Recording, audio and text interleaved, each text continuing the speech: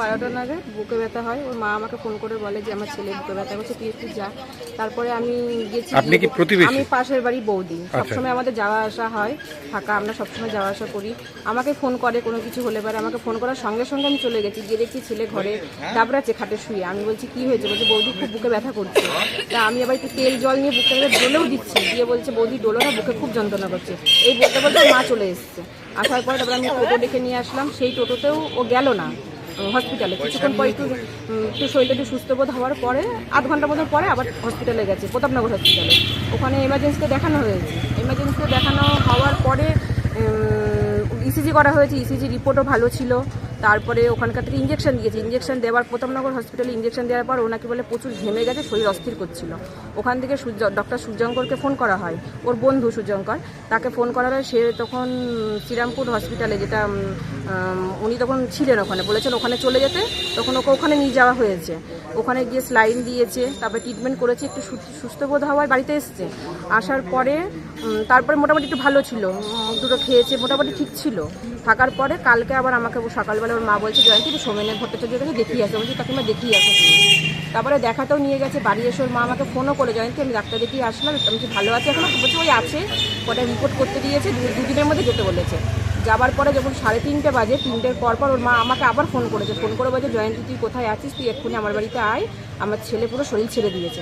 আমি যখন বাড়িতে না থাকার কারণে যেতে পারিনি। ওনার চিল্লামিল্লি শুনে পাড়ার লোকজন সব বেরিয়ে এসে হসপিটালে নিয়ে যেতেই হসপিটালে যাওয়ার পরে ডক্টর দেখার পরে বলছে মারা গেছে। আপনার নাম? আমার নাম জয়ন্তী চক্রবর্তী, পাশের বাড়ি বৌদি।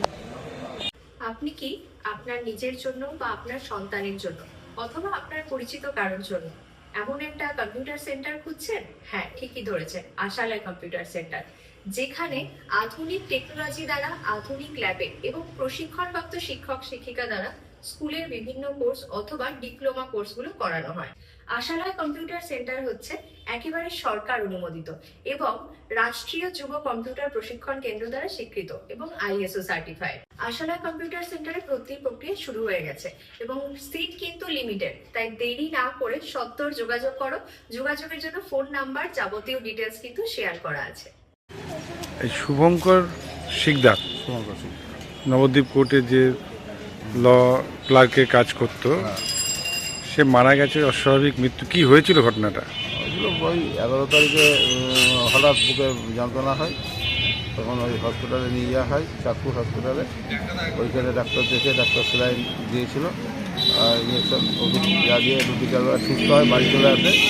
আবার 12 তারিখে সকালবেলা শরীর অসুস্থ ভাব করে, বুকে যন্ত্রণা হয়, তখন সোমেন ভট্টাচার্যকে দেখানো হয়।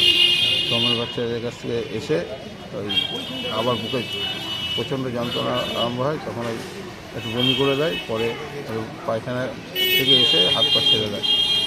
আমাদের অবস্থা পাড়ার লোকজন সবাই মিলে ধরে হসপিটালে নিয়ে যায়, ওখানে তাকে মৃত বলে ঘোষণা করা। মানে হসপিটালে যাওয়ার পথেই সে মারা যায়? এটা আমি সঠিক বলতে পারবো না, তবে হসপিটালে ঢোকানোর পর মৃত হয় বলেই পোস্টমর্টমে। কালকে কটা নাগাদ এটা ঘটেছিল?